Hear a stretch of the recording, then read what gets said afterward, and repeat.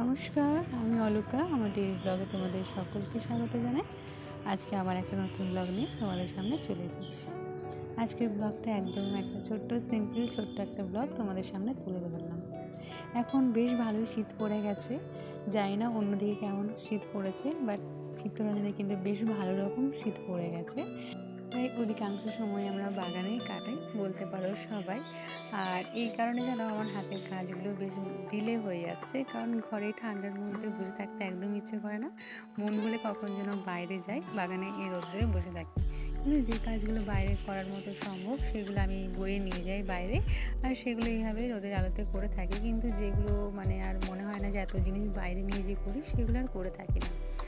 আর গত ব্লগে তোমাদের সাথে শেয়ার করেছিলাম যে আমি একটা বোতলের মধ্যে মানে ছবি আঁকা স্টার্ট করেছি, কিন্তু সেই সময় সেখানে ছবিটা পুরো আমি কমপ্লিট করিনি। তাই ভাবলাম এই ব্লগের মাধ্যমে তোমাদের সাথে সেই ছবিটা শেয়ার করি। অ্যাকচুয়ালি এই একটা ভাঙা বোতল স্কুলে পড়েছিল, তো মাস্টারমশাই যখন এনেছিল বোতলটা বললে এটা কি আর কি করবে, তাই আমি বললাম রেখে দাও, এটা আমার কাজে লাগতে পারে। তো এই অর্ধেক ভাঙা একটা বোতলকে ভাবলাম চলো ওপরের দিকটা না হয় যেগুলো মানে কাটা যেতে পারে বলতে পারো ধারালো, সে জায়গাটা ক্লে দিয়ে জুড়ে দিয়েছি। আর বাকিটা জাস্ট একটা ছোট্ট কালার করে মানে সিম্পল একটা সাদামাটা কালার করে জল, গাছ, সূর্য যা পেরেছি তাই এঁকেছি। এই ছবিগুলো দেখবে আমরা ছোটোবেলায় এঁকে থাকতাম, এরকম গাছের ছবি। তো সেভাবে ছোটো মতো মানে একটা সিম্পল আঁকা করে আমার মানে এই ফ্লাওয়ার গাছটা কমপ্লিট করলাম। তো তোমরাই বলো কেমন হয়েছে।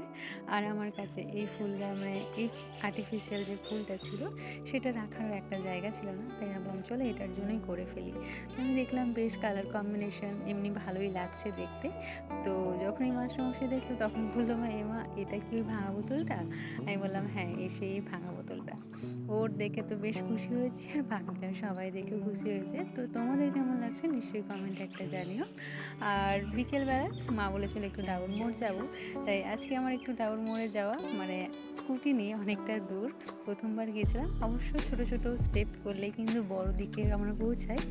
আর ডাবর মোড়ে যেতেই আমরা অঙ্কনার বাড়ি গেছিলাম, সেখানে অঙ্কনার সাথে দেখা করে সবার সাথে কথা বলে অনেক গল্প গুজব করে বাড়ি ফিরেছিলাম। তো এইভাবে সবার সাথে দেখবো অনেকদিন পর দেখা হলে বেশ ভালোও লাগে। তো আজকে একদম ছোট্ট একটা সিম্পল ব্লগ তোমাদের সাথে শেয়ার করলাম। তো আজকের মতো টাটা, সবাই কিন্তু সুস্থ থেকো, ভালো থেকো।